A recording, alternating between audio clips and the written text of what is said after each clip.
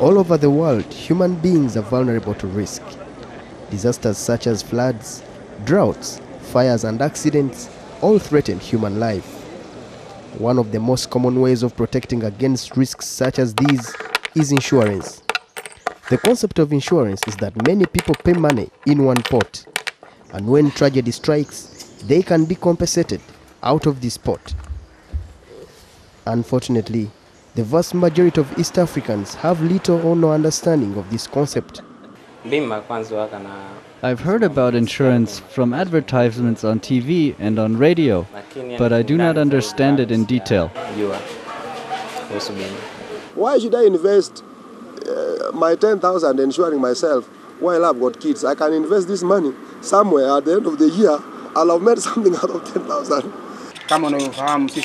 We small business dealers, we lack knowledge on insurance matters.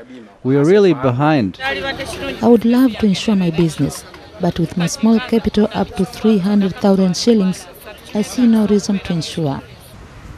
At the 8th International Microinsurance Conference in Dar es Salaam, insurance specialists from all over the world met to discuss how they can promote their products better amongst low-income earners. So we understand that the people in the low-income bracket, have got various economic activities. Some are farmers, some are entrepreneurs doing their small businesses, and we want to introduce products that cater for every category in the low-income bracket. So, one form of insurance that is definitely useful to everyone is health insurance.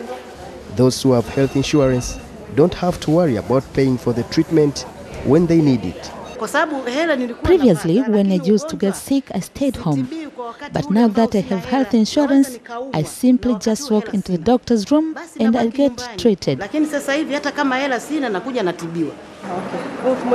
good thing about health insurance is that even when my child gets sick and I'm not at home, anyone available can take them to hospital and they get treated. For those who don't have health insurance, it is a different story. It has happened to me over 10,000 times. I'd get sick and I cannot get treatment because I do not have the money to pay for it.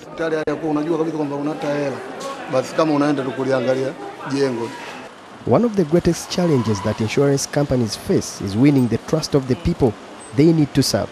But when you are involved in an accident, for example, when you want to be compensated, the process is too long. There's still a lot of bureaucracies involved when one seeks compensation. Some companies have already realized the problem and are now working on solutions. We need to put more emphasis on claims payment, because the point where you can meet with these people is on the time when you want to pay the claims, or when someone gets into an accident, and the only way you can meet these poor people is when the accident occurs. But still, not everybody is happy with the insurance services. Insurance companies should be straightforward.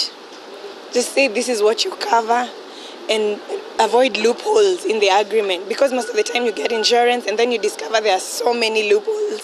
You don't get the service you expected. I've seen so many people with a car accident and whatever. When they get accident and whatever, including myself, it has happened to me.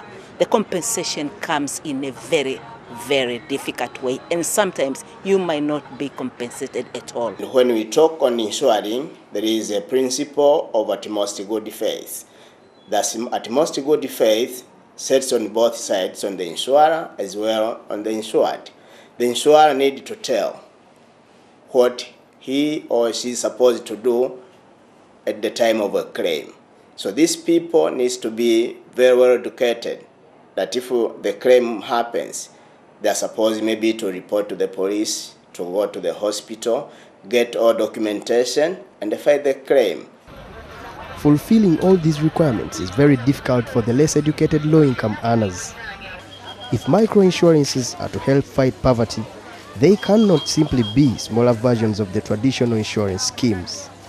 And microinsurance, since I've been doing it, when I go back and talk to colleagues in the regular insurance industry and I talk about what microinsurance is, they say, oh, that's what insurance is about.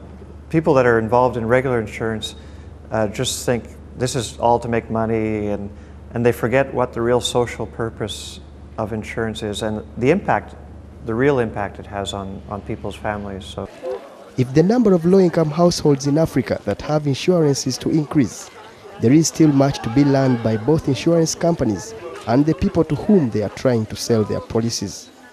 Walugembe, UBC News, Dar es Salaam, Tanzania.